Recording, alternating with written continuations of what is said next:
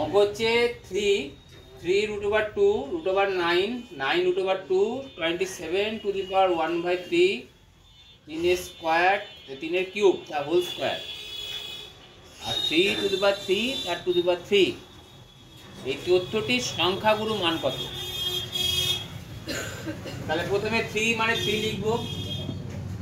3 root 2 টাকে কিছু ভাঙা যাবে কি? ভাঙা যাবে না। root over 9 কে কত লেখা যায়? only for 3।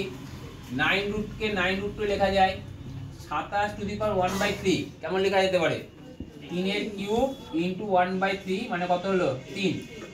আর 3 এর কিউব তার স্কয়ার কত হয়? 3 to the power 6। আর 3 এর কিউব তার কিউব 3 to the power কত হয় বলো? 27। 3 এর কিউব মানে 27 হয়, তাই সেটা 27 লিখলাম। তাহলে সংখ্যাগুলো মান সবচেয়ে কোনটা বেশি আছে? কত বলো? কত? 3। উত্তর হচ্ছে কত? 3। মনে থাকবে? ক্লিয়ার?